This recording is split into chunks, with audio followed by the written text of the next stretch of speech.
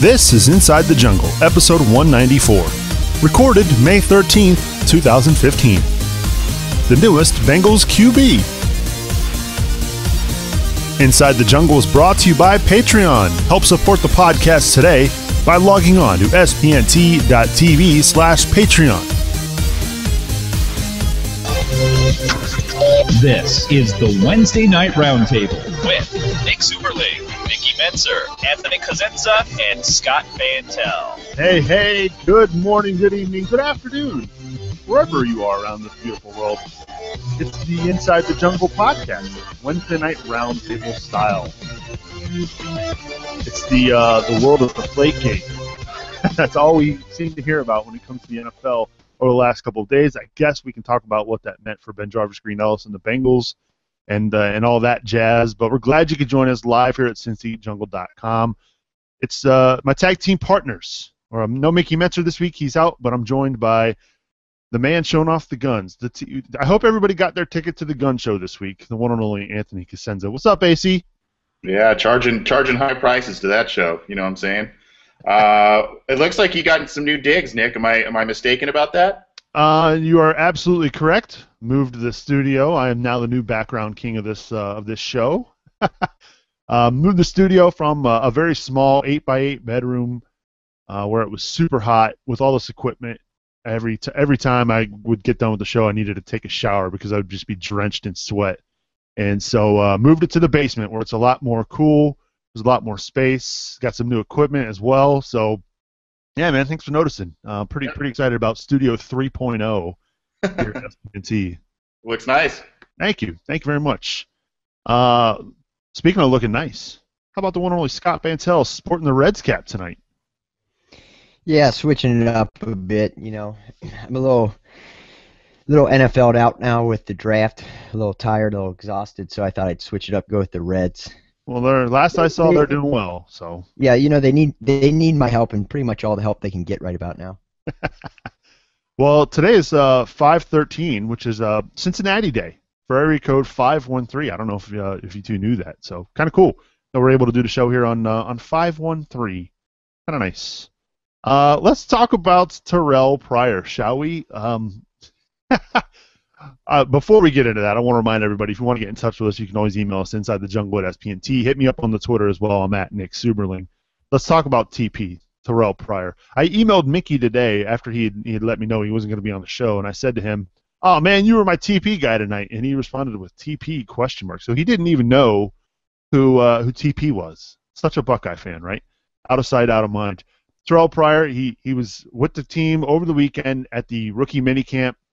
And obviously a former Hugh Jackson quarterback out in Oakland, and he must have done enough over the weekend to impress the coaches and ownership that they have signed him to a deal. So with that, you've got Andy Dalton, A.J. McCarron, Terrelle Pryor as I believe the only three quarterbacks on the roster, unless I'm forgetting somebody, Scott. But your thoughts on Terrelle Pryor joining the Bengals? What does it even mean? Is this much ado about nothing?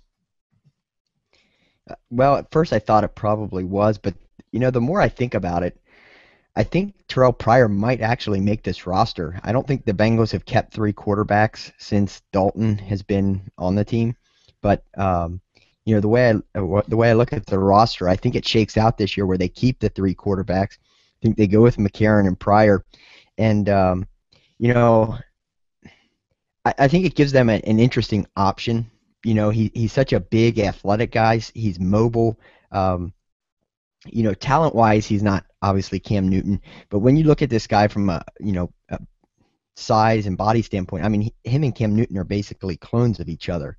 You know, so he offers them something, and he might be able to give them something. You know, as far as some trick plays or gadget plays go.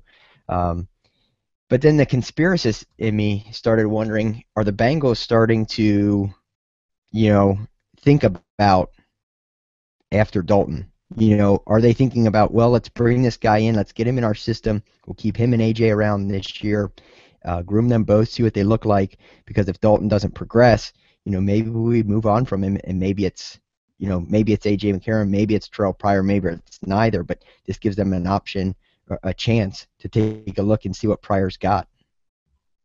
So Scott, the conspiracy theorist in him, says he thinks the Bengals are looking forward to the future post Andy Dalton. How about you, AC?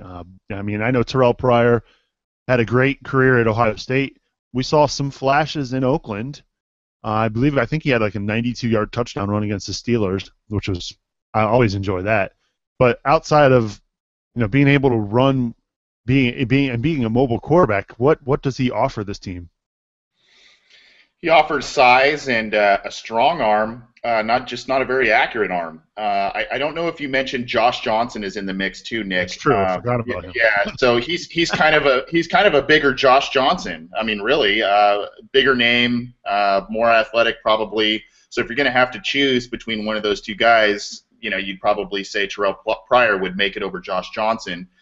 It's kind of interesting. They have two quarterbacks that are pretty identical in terms of skill sets, in A.J. McCarron and Andy Dalton. And then you have the two kind of, mobile, athletic, maybe not the most accurate arms, but big arm guys in Josh Johnson and Terrelle Pryor. So I don't know exactly what they're trying to do there other than bringing in camp bodies and things like that.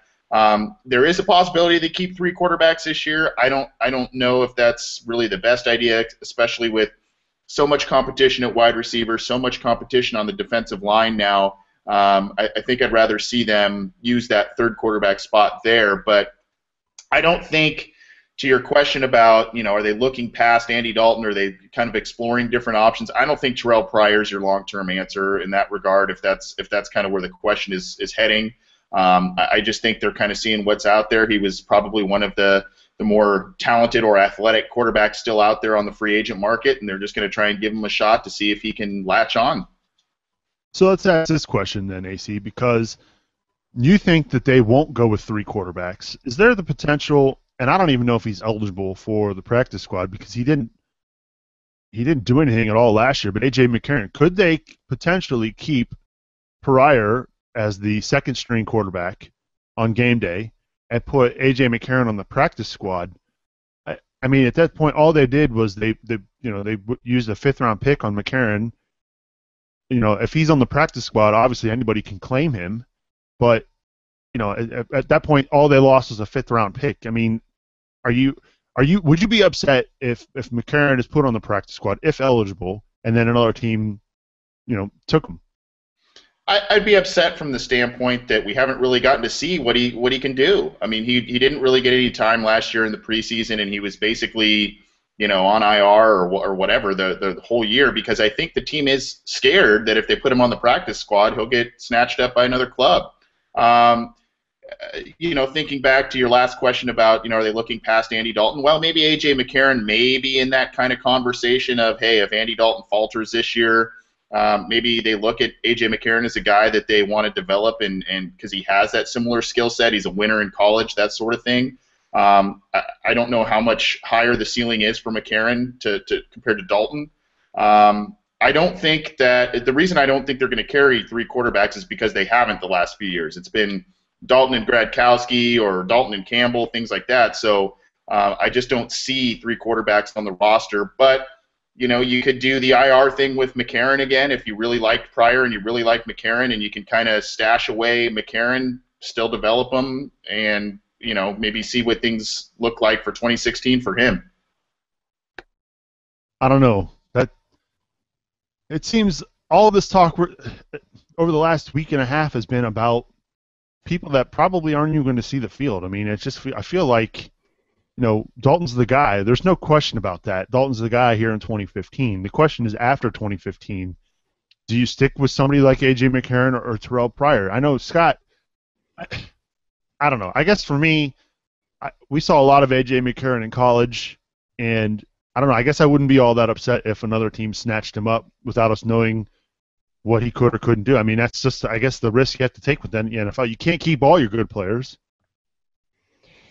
Yeah, and I mean, I agree with Anthony. I don't think Terrelle Pryor is your long-term answer, but I take a look at it and say, he's worth a shot. He's worth bringing in here to see, is he a guy that you can work on from an accuracy standpoint? Because from a physical tool standpoint, I mean, the guy, could be a very good player. If you can get it, but if you can get him to, kind of learn the game between the ears and, be more accurate, you might be able to have something there. I don't think they're going to find that, but it's worth taking a shot. As far as A.J. McCarron goes, I would like to see what he has, but if they end up losing him, I'm not going to lose any sleep over it. I don't see him being much different than Andy Dalton. Maybe I'm wrong, but I'd like to see what he has in the preseason. But if they lose him, so be it. I just think this is more of a move where it's the Bengals kind of preparing for if they do feel like they should move on from Dalton. I don't think they will, but at the end of the year, if the team goes 7-9, Dalton doesn't play well, they have the ability to get out of his contract without costing them much money at all. And they're not going to be bad enough where they're going to have a top pick. So you're not going to be able to fill your quarterback position going that route. So why not bring in a guy like this and just take a look, take a flyer, see what you got. Yeah, and I think what we all are impressed with Terrelle Pryor is his ability to move and get outside the pocket and make plays with his feet. I mean, there's no questioning that ability in him. So I'll pose this question back to you, Scott. For somebody like Pryor who's got great size and just an unbelievable good football skill set, if you're him, why have you ruled out possibly playing another position? Why wouldn't you consider moving to receiver or tight end? Because we've seen him, he's just an athletic freak. He could probably be a pretty big impact player at another position, but he's so stubborn and wants to play quarterback. I mean, why do you think that is? I think it's just the mindset of an athlete. If you've always been successful as an athlete at one position, when you're the quarterback especially, it's a whole different mindset. So you got a guy that, he believes he can play quarterback at the NFL level. And, we've seen it with a lot of quarterbacks in the past that they believe they can play. They don't want to play anywhere else. I don't know if he would be successful anywhere else. I thought I heard an interview with him this week where he was at least open to the idea of trying a new position, but he certainly wants to be a quarterback, and I think that's one of the reasons why he makes the team is because you can have him active on game day and use him maybe in a couple different gadget type plays, or do something with him, be it in the Wildcat, on short yardage situations. But they already have that with Mohamed Sanu. Yeah, but not, Mohamed Sanu is a decent passer, but he's not a true quarterback like Pryor. I mean, you have to respect different things with Pryor, and Pryor's a bigger guy too. So, he's bigger and he's faster, so he's more difficult. And the reason why I think he makes the team, Nick and Anthony, is there's so many guys on this year's team that are so versatile that they may go with just two tight ends and keep, obviously they got Ryan Hewitt. He can play tight end, so you could go with two tight ends and Ryan Hewitt. He's also your third tight end, and therefore you've got an extra spot on the team. The other spot to make up a position is on the offensive line. Normally you wouldn't do this, but with the two draft picks they took in Fisher and Agbuehi, if they're both healthy, can both play guard and tackle. Therefore, you don't need the same number of offensive linemen because you have two guys that play guard and tackle. So there are spots on this roster due to the versatility where they can make up and keep a spot for a third quarterback. Well, Scott thinks Terrelle Pryor's making the team, AC. How about you?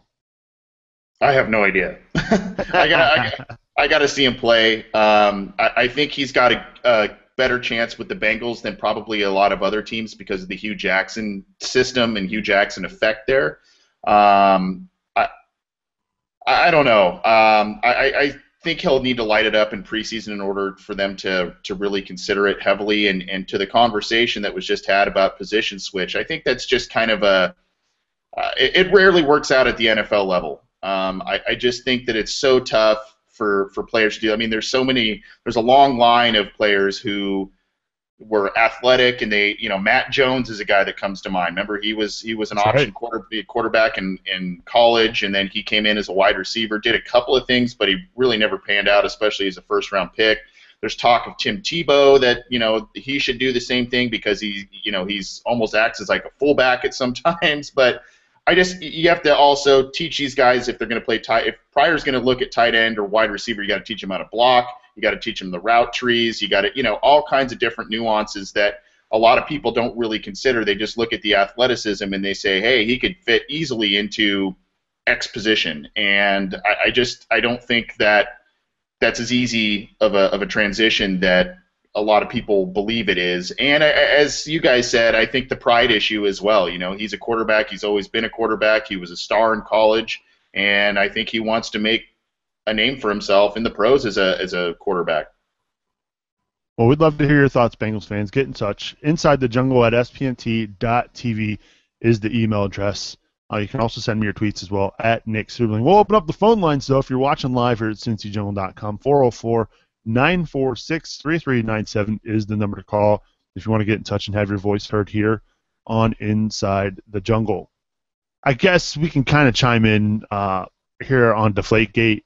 Tom Brady, if you haven't heard or if you live in a hole somewhere, Tom Brady gets a 4-game suspension by the NFL for Deflategate for knowingly being involved in the whole Deflategate process. Now, I've seen a lot of people this week upset over the suspension of Tom Brady. What I think goes unnoticed completely from this argument in this debate, it's not whether or not Tom Brady had a better impact throwing the football because of the lower air pressure.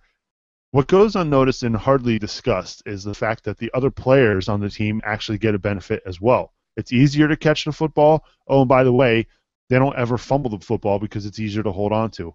Case in point, BenJarvus Green-Ellis. What did we hear for weeks and weeks and weeks in free agency leading up to his signing by the Bengals?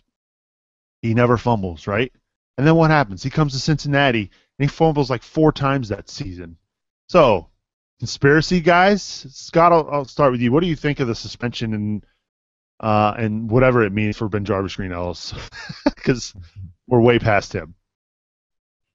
Well, I thought the suspension was warranted. It goes back to whether you believe it helped him or not. It's against the rules, and they got caught. It's like, I look at, in baseball, if you cork your bat or if you have pine tar up too high on your bat, it may not help you at all. Who knows? I mean, it may have zero effect, but the fact of the matter is, if you do it, it's against the rules. You get suspended. And so, whether or not this helped Brady at all, it's against the rules. He got caught. You get suspended.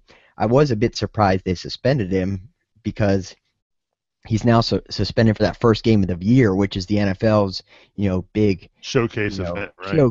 Showcase, and now they're going to be without Tom Brady, which is going to be all the talk leading up to that game, which will probably drive them nuts.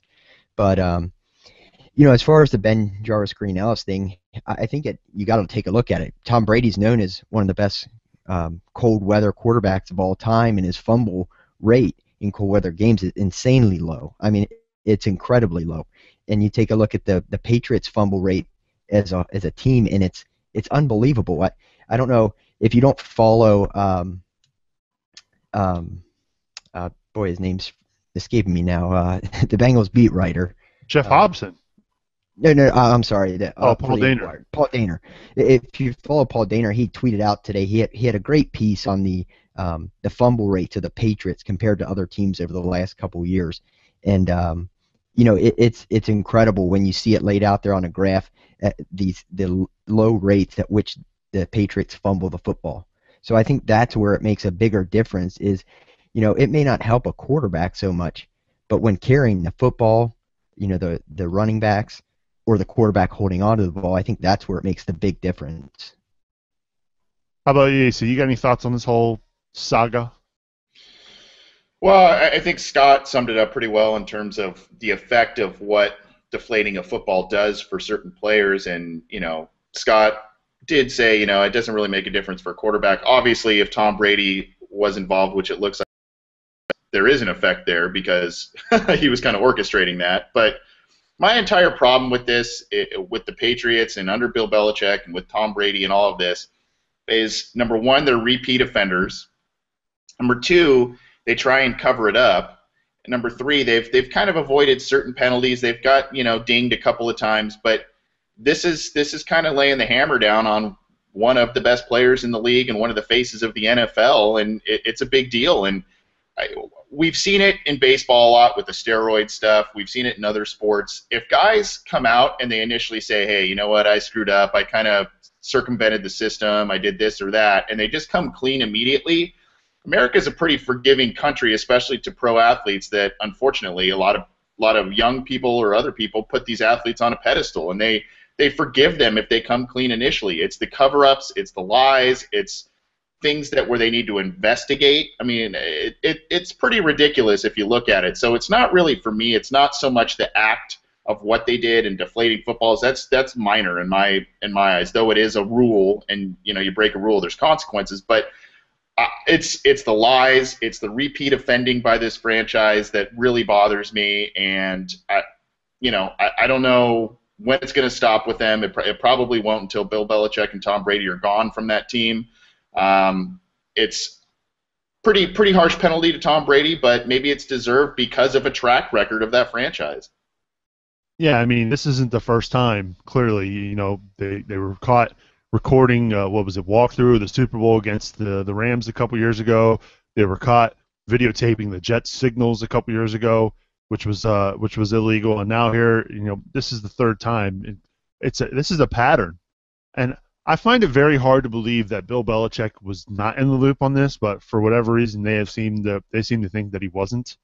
I find that absolutely hard to believe. Now, do I think the punishment was harsh? I don't even know if it was harsh enough. Maybe it's because I can't stand the Patriots and Tom Brady. I would have liked to have seen them punish, make the suspension 6 games, because he's going to appeal. It's going to get lowered. So I don't know. I have a feeling now that 4-game suspension is going to turn into 2. What do you think, Scott? I thought it was, and then I heard someone on the radio yesterday talking about this, where this is pretty cut and dry because it's an actual rule that was broken. The suspension is a little more cut and dry than, say, when it's something like the domestic abuse situations. This is a little more like the drug situations where it's kind of a little more laid out. So I'm not sure if it will. I find it interesting that if it stays at 4 games when he comes back, the game that he comes back for is against the Colts. Oh, yeah. I don't think the NFL, I don't think that's by accident. I think they would like that to be the situation. So, I think it might stay at 4 because who reviews it? I think it's Goodell, right? So. Yeah, who knows? Who knows with the NFL? I think it probably stays at 4. Scott's saying 4. I'm gonna go 3. What about you, AC? You're asking what is a legitimate punishment for this? No. What do you think? Because he's gonna win some sort of an appeal. I'm sure it'll get reduced. Oh, what it will become? Yeah. I think it's going to be 2 games. I think he's Captain America. I think Goodell and Robert Kraft, the owner of the Patriots, have a really solid relationship. That's why maybe not now. Well, maybe not now, but he's Goodell's kind of been in Kraft's back pocket. A lot of people think in recent years. So that's why I was kind of surprised at the severity of the punishment. I think it'll probably get lessened to 2 games, and I think the money and the draft picks and all that stuff will stay. But from a Bengals standpoint, it is kind of a bummer that Brady looks like he'll be missing that first game because that's against the Steelers, and now all of a sudden, the Patriots have to throw Jimmy Garoppolo, who's never played in a game before, out there, or if he has played in a game, it's in garbage time. So, he's got to be thrown out there against one of the better teams in the league, and for the rest of the teams in the AFC North, that kind of stinks a little bit. But I would expect it to be lessened, and I think probably what will happen if it does get lessened is because they're going to bring in a neutral third party to review the case and review the punishment. Because of all the stuff that happened with Ray Rice and Goodell's ruling and all of that, I think a lot of people will make a stink about that and make sure that it's a third party and not Goodell re-reviewing the case on that. Well, we'll see. I think if the NFL's smart, they won't reduce the sentence. I don't know why I'm calling it sentence, but suspension. There we go. That's a little better. Because you want that hype leading into that Colts game, and how great of a game will that be? You got a fired up Tom Brady who's already angry as it is on the field all the time. Now he's missed the first 4 games, and those first 4 games, you can't lose your season. You can't lose the championship in those first 4 games, but you can't win it. But you can. I guess you can lose it too. It's tough to come back from a rough start. But if anybody can do it, it's Tom Brady and the Patriots. That's for sure. But rest assured, that first game back from that suspension, will be, if it's still the Colts, will be certainly an epic primetime event for the NFL. Let's go to the Skype line and welcome in the one and only Cody Toomey. Cody, what's up, buddy? Not much. What's up, guys? We're here talking Bengals on Wednesday night. Does it get any better than this? Not too much. Not too much. What's on your mind? I don't know. I think the Deflategate, I think pretty much 4 games is about all they can give him because essentially I think they see it as a performance-enhancing breaking of the rules, and then that's what the following that they're taking is just like a PED. Just give him 4 games. I don't think it'll get reduced because Goodell is the reviewer or his group, so I think they'll probably be pretty firm. And I heard that if Brady does try to appeal this, then they may force him to turn over his phone records, which will put him in even deeper water. So I think he may, if he tries to sue the NFL, then it becomes like a actual court case, and they can subpoena him for all the information. So then he probably won't sue them, but he may appeal, but I don't think it'll get reduced. But I don't know. I just think that's probably about what it's going to be, and the Patriots can probably still go 2-2 at least in those first 4 games. I think the Steelers can probably beat them. They'll probably lose. Probably the Bills will probably lose to them, so they'll probably be 2-2. It won't hurt them too bad. Well, they win the division every year. Right. It's pretty rare when they don't win the division. I think the last time they didn't win the division was the year that Tom Brady tore his ACL in like the first 7 minutes of the game in Week 1. Yeah, and that was the year that the Wildcat was introduced too. Yep. And Miami won the division. Yeah, I think they won 10 games that year and still didn't make the playoffs for the Patriots. Oh, darn. Right? Yeah. Well, why we got you on the horn, Cody? I wanted to ask, because last week we had Joe Goodberry on talking about the Bengals draft. And give me a take, or give me your take. I know we obviously hung out the night of the first round down at Lachey's, but we haven't had a chance to hear your thoughts on the rest of the draft by the Bengals. Outside of the Abuehi pick, what are your thoughts overall? I would say I was pretty shocked when the second round pick came through. Not that they picked him, just that they picked 2 tackles. I mean, obviously the night of, I told you guys that I heard they really, really like Fisher, so I thought he could even go in the first. And to see 2 tackles go was kind of shocking, but I think, as always, this team looks to the future, and they look to the budget, and they look to, reducing cost where they can. So I think they're content with letting Andre Smith walk after this year. I think Abuehi is probably his replacement, and then they're going to need somebody. Fisher can definitely play swing. He can play right or left. He's probably better suited as a left because he's more athletic. I like the pick. It's just not something super sexy, and with some of the other receivers there, I'm sure people wanted that. But for the long term, it's probably the best, and especially if Hugh wants to run the ball a lot. I really like the 3rd round. I like Tyler Kroft a lot. He was one of the tight ends that I actually really liked because he's probably the closest to, I won't say Gronkowski as far as physically, athletically, but build and kind of the combo. Like, Gronk's a pretty good blocker and pass catcher, and I'd say that Eifert's a good, or not Eifert, Kroft is a good complement to Eifert. He can probably fill in pretty similar to what Gresham was and play the wide tight end where they can run those double sets, and he can pass block and catch. My favorite pick was probably Paul Dawson in the 3rd, just because I think he's the best football linebacker that there was in the draft, especially at that point, and he's just not a track star. Yeah, I mean, even watching the 5th round tight end Uzumwa, he was really athletic and soft hands. He had a couple really good catches when they did throw to him. I just think their offense is kind of like Georgia Tech's offense, where it's like you don't really get any looks at the receivers or tight ends because of how the offense sets up. I think the writing's on the wall for a couple players to be departed, one of which I would say is Reggie Nelson. I think Shaw is probably going to play that swing cornerback safety, and I think Smith will fill in for Reggie Nelson after next year, and it'll be a fight between him and Sean Williams for that second safety spot.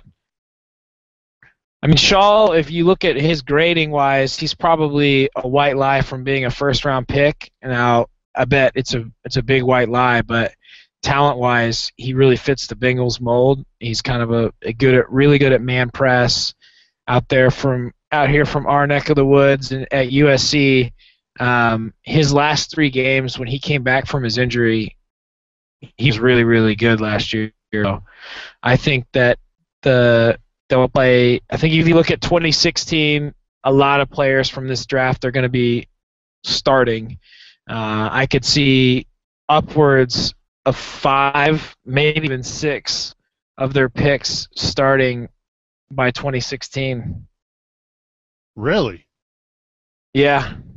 I mean, I think Alford starts. Well, if you consider the third receiver a starter, you have. I think Smith will start at safety.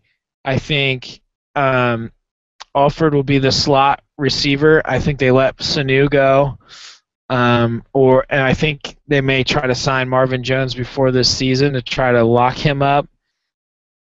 I would say that Fisher and Ogbuehi are probably starting next year in some way, shape, or form, whether that's a movement of Witt to the interior and Fisher takes over as left tackle or vice versa. So I think those 4 are starting, and then I think Shaw's going to be the starting corner by next year. I think Denard will play the slot. Dre will play the left, and Shaw will end up playing the right corner because of his strength. I mean, if you've seen him, I don't know if you guys have done research on him, but you should just Google pictures of him at the Senior Bowl. He looks like a sculpture. The dude's just jacked, and he's very strong. So in the press, he's very good. So I could see those guys all easily starting, and then I could see Dawson being the starting linebacker. And that's not even considering Croft. I think Eifert will be the starter there. I don't think you can't say that there's 3 receiver starters and 2 tight end starters. So right. I think if you pick between Croft and Alford, one of those guys is going to be on the field a lot, and in 16 too. Cody, what's up, brother? It's Anthony. I just wanted to ask you, because you and I went to that NFLPA Bowl, and a handful of those guys ended up being undrafted free agents by the Bengals this year. So I asked this of Joe last week a little bit, or I think Nick did, excuse me. But what are some of your thoughts? There's Troy Hill. There's Deshaun Williams, the tackle out of Clemson. There's Jake Kumrow, who he was a tight end. They're trying him out at wide receiver, it looks like. So the Bengals usually keep 1, 2, or 3 of these undrafted free agents on the final 53. Do you see any of those guys maybe cracking the roster this year, and if so, who? It's going to be really tough. I looked at the roster the other day, and if you look at camp, I really see like maybe 4 or 5 camp battles, and one of which would probably be Troy Hill versus Chris Lewis-Harris for the last cornerback spot. And then I don't see Kumrow. I don't see Watson. Those guys, I think they'll probably try to stash them on the practice squad. I think Watson's we saw him play. He's a very good player. So I really think he's a guy they'll try to stash on their practice squad. And, knock on wood, if anything would have happened to Jeremy Hill, he kind of fits that running style that Hill plays with. Obviously not nearly as explosive. Big game or big play ability is not there, but his running style, he's downhill, he's a big guy. I think that's why Hugh might like him, that he can still come in and run that power offense for them. But I could see him being on the practice squad.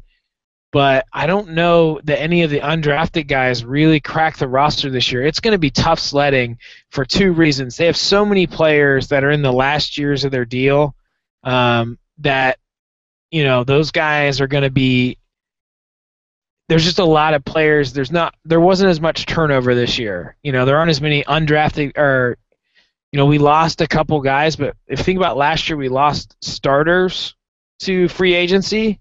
This year we really didn't, and we signed a few extra guys. So making the team as an undrafted free agent this year is going to be really tough. And I'd say probably Troy Hill probably has the biggest shot. I do think the safety from Oregon probably can make the practice squad too. He's a good player, and I think Williams can too. I think almost all the guys that they got from the NFLPA Bowl, I would assume that those guys will get practice squad offers. Now, obviously, injuries can open up spots at any position, but I don't think anyone's going to make it at receiver. I think they're going to try to stash the Baker kid from Mount St. Joe's on the practice squad. And just because he's so huge, and he's actually pretty fast, and he played receiver some at Mount St. Joe's too, obviously lower level of competition. But, I think it's going to be really tough for any undrafted guys to make the roster this year without an injury opening a door for them, minus Troy Hill. I think Troy Hill will actually have a shot at the last cornerback spot if he can play well on special teams. I think his big issue is measurables. If you look at him, he's kind of like Paul Dawson, where he looks decent on the field, and I think you would agree with me there. He looked like one of the fastest players, right? And I remember us talking like, man, he's fast, and he just played a game 2 days ago.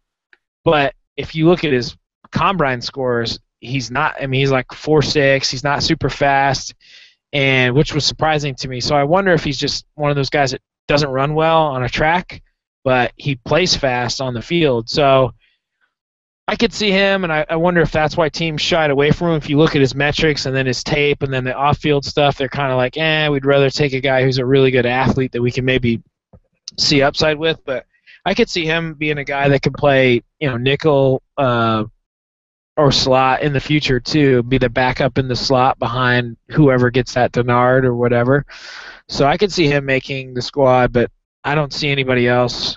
I think everybody else will be trying to get onto that practice squad, which, surprisingly enough, if you look at this team, 8 years ago, we're the ones that were waiting for other teams to cut players to bring them onto our actual roster.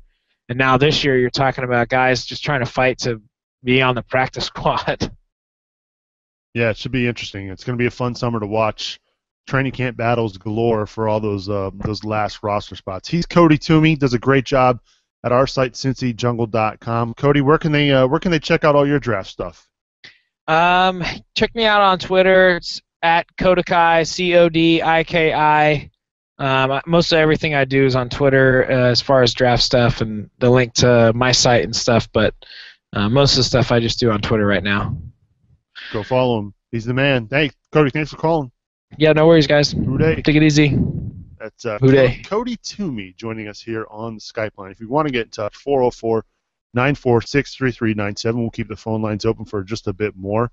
I'm going to throw a curveball at these guys and add another topic here to the show as we begin to wrap up. And I'm just looking at the home schedule for this year, 2015. Obviously, we know that they're going to play the Steelers. We know they're going to play the Ravens, and we know they're going to play the Browns at home this year. So I wanted to ask you both, out of games against the Chargers, Chiefs, Seahawks, Texans, Rams, which one of those games would you most want to attend at Paul Brown Stadium? So I'll start with you. Obviously, the answer is going to be what? The Seahawks? Is that the obvious, easy answer, guys? Yeah, I mean, they just went to the Super Bowl last year and won it the year before, so obviously that's a pretty exciting game. And they don't play very often now that the Seahawks are in the NFC, so that's pretty exciting. I always like the Charger games; those always seem to be pretty entertaining in one form or another, minus that the playoff game a couple years ago. But that's always interesting, and that's actually a pretty tough stretch of games there because I think the Chiefs and the Chargers were about a game away from making the playoffs again last year, so they're pretty solid, even though the Chargers have some different little things going on internally. So those aren't really easily winnable games. It's good that they're at home, but I don't know that they get them early, so it's not like the weather is going to be too big of an issue, unfortunately. Yeah, I think I would say the Seahawks as well. Unfortunately, you take a look at their schedule, and most of their interesting games are on the road this year. You got the Broncos, the 49ers, and the Cardinals with getting a chance to play Palmer again. So unfortunately, those games that have the big draws outside of the division all seem to be on the road this year. So I'd go Seahawks. Yeah, you look at that opening stretch of games outside of Oakland, week 1. I mean, Chargers, Ravens, Chiefs, Seahawks, Bills, Steelers. And, okay, you throw the Browns in there, and, the Texans are better. That's a kind of rough first 8-9 games right there for the Bengals. I could easily see them being 6-2. I could also see them being 2-6 after that stretch. I mean, that's a kind of a brutal stretch for this team. Yeah, true. And the Browns, basically since 2012, I believe, have kind of been a thorn in the Bengals' side. You could almost every year since Marvin Lewis basically has been here, you could chalk up at least 2 wins against the Browns there. And when you look at the schedule, and that just hasn't been the case. I mean, they seem to be splitting that series now over the last few years, and the Browns have just played them tough. And I don't know what you want to equate that to. There's probably a lot of different factors there, but I've kind of said over the last few years, watch out for the Browns, and they still watching. Yeah, they kind of fall on their face a little bit. But last year, I wrote this up in a schedule preview piece I put on Cincy Jungle earlier this week. I think the Browns games are a big key this year for the Bengals. I think if they're able to sweep them, that's a big deal for them, because the Browns have kind of been a thorn in their side. And last year, the Browns started 6-2, and that 6th win was that drubbing of the Bengals on Thursday Night Football. So and then they ended up finishing 7-9. But I think if they get some things right, they figure out quarterback, they could be a sneaky little team. But the Browns always seem to kind of be the Browns, and I don't know. You always focus on the Steelers and the Ravens, but I think if you get those 2 wins against the Browns, it's going to go a long way for the Bengals this year. Oh, I see. Only in Cleveland, that's for sure. That's a rough stretch, though, Scott. I mean, depending on which Bengals team shows up, they could either be 6-2 or, like I said, 2-6 or worse. I would say the entire schedule's a rough stretch. You take a look at their schedule in general. I mean, there's not a lot of games on that schedule this year where you say, for sure you think the Bengals win. I mean, you go down the entire list with the AFC West and the NFC West this year. It looks tough. The thing I always warn against with the schedule is, every year we say this, one team we're chalking it up as a win, another team we're chalking it up as a loss, but we never know what these teams are going to look like once the games start. You take a look at, the 49ers, we think of it as a tough game, but you take a look at what they've lost. This isn't the 49ers team of the last few years. So that may end up being a game that right now we think is going to be really tough, that maybe it's not tough. That's a good point. You look at a team like the Texans, you think, that's probably pretty winnable. Who knows? They get good quarterback play. They got a great defense. That may be a very tough game. So you just never know what team is going to make a jump and which team's going to take a step back. That's the beauty of the offseason, right? You can always win these games on paper, but you actually have to go and play them. So we'll see what happens, that's for sure. But love to hear your thoughts, Bengals fans. If you had to pick one home game this off-season game. It is the off-season. One home game this season outside of the division opponents, the Browns, Steelers, and Ravens, that you could attend, which would it be? Email me insidethejungle@spnt.tv. Well, gents, I think it's that time, shall we? Let's do some shout-outs. AC, why don't you start us off? I'm going to go a little controversial here. I'm going to shout out Chris from Dayton, and I know he rubs people the wrong way. I know he takes up a significant chunk of airtime, and unfortunately Mickey's not here to hear my shout out, but I I don't know. I find him entertaining. I know he's combative. I know Mickey and he kind of go back and forth on some issues, and he tends to be a little negative on the Bengals. But he does bring up some good points at times. I think he's a little on the a little too far on the negative side sometimes. But some Bengals fans are like that. They always expect the shoe to drop, and like I said, even though he can take up a 5 to 10 minute chunk, it's usually very entertaining, and he seems to be pretty in tune with what the Bengals are doing. So I'm going to shout him out. That's a good one. Him and Chili Dog should get in a room together. I'm getting the thumbs up from AC. For sure. Chili Dog, I mean, we post the show on Cincy Jungle, and Chili Dog talks with himself over 12 comments, and I keep asking him, call in, man, call in, and he never does. So at least, unless he's just some guy that hides himself behind the Chili Dog name and he actually is a caller and we don't know about it, but I hope he does call in at some point. He's just as entertaining to read, that's for sure. Good shout out this week, AC. By the way, that Tervis you're drinking out of, I have the same Tervis. Go Bengals. How about you, Scott? Give me a shout out. This is going to be an odd shout out. I'm actually going to shout out a writer for the Steelers. You guys may follow him, but Neil Coulong used to be the editor at the Steelers SB Nation site. He's now a writer for the USA Today for the Steelers, and he's a great follow on Twitter, especially if you like to keep up with other teams in the division. He puts a lot of good pieces out there, a lot of good things about the Steelers. So if you want to, kind of keep up to date on other teams in the division, Neil's a great follow on Twitter. Neil Coulong. He does a great job. We were going to have him on during the live draft show at Lachey's, but because of my inept ability to produce a show, I couldn't get anybody on the air other than the four of us. So I was kind of bummed to not get his take on the Steelers that night. But that's a good shout-out as well, Scott. Well done. I'm going to give a shout-out to one of our newest Patreon supporters. I mentioned this last week towards the end, that we've had a new patron this week. His name is Nick Burrell. And I got to give him a shout out.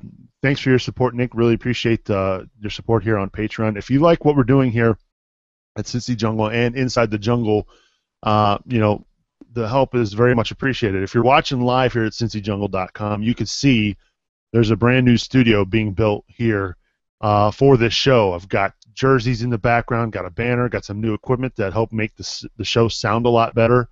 Really looking forward to what we'll be able to do with this new studio, and that's all because of your support on Patreon. The funds that you provide us with each and every month, it really does go a long way in making the show a lot better. So, not just a shout out for Nick, I have to give a shout out to everybody who supports us on Patreon. It really is very much appreciated. I can't thank you enough for the support you've given the show the last 14 months since we started Patreon. So thank you very much for that. Final thoughts as we wrap up episode 194. Anthony Cosenza. Like I said at the beginning of the show, Nick, I like the new digs that you got there. You got a nice Inside the Jungle banner back there. It looks nice, but we may need to do some jersey updating for you there. You got some polarizing characters on the wall there. You got Corey, for those who can't see, you got Corey Dillon, Chad Johnson, not Ocho Cinco, and I believe that one, it's a little folded, but I think it's an Odell Thurman one. So you nailed it. You can't see the Carson Palmer in the back either. I've got it on the phone. Oh boy. So some talented guys, but some polarizing characters in Bengals lore. So we may need to pool some money together and get you an updated jersey collection, buddy.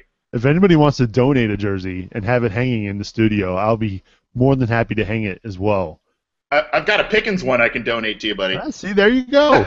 That's not a bad one either. Another polarizing figure. Yeah, I was. These are jerseys that I obviously got. In fact, this Chad Johnson jersey, you can't. It's got C Johnson on it, so I don't even know. That's like real old, and I don't even think I ever wore it. But yeah, pre-Ocho Cinco, Corey Dillon. That white jersey is the first Bengals jersey I ever got.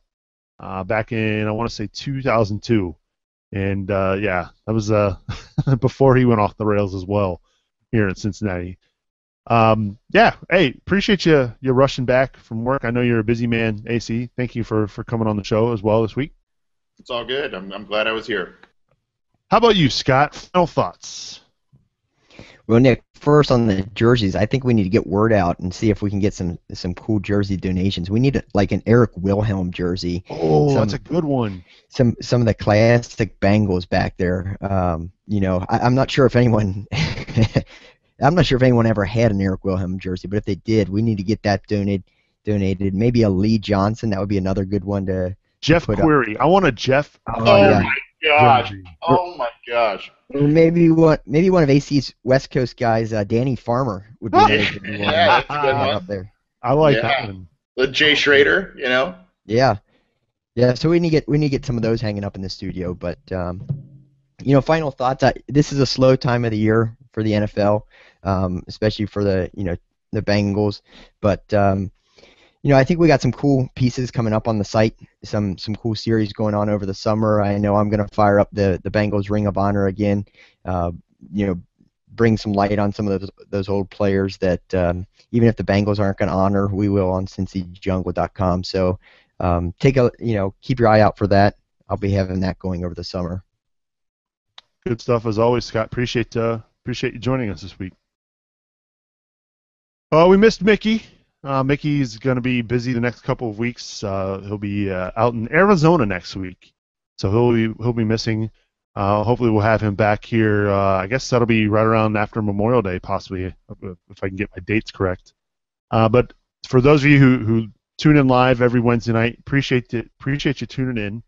Larry Rolson's in the chat room. TC from Dub V, I know he's pumped about the newest kick/punt returner on the Bengals. We'll see what happens with him moving forward. And of course, can't forget Amos as well, giving those guys some extra shout outs this week. They tuned in live here at the Jungle. Appreciate you doing that. If you can't make a live show, just a reminder, we do record this show live every Wednesday night at 8 o'clock Eastern at CincyJungle.com. But if you can't make it, you can always download our on-demand audio at CincyJungle.com. We're on iTunes. We're on Stitcher Smart Radio. There are all kinds of ways that you can get this content.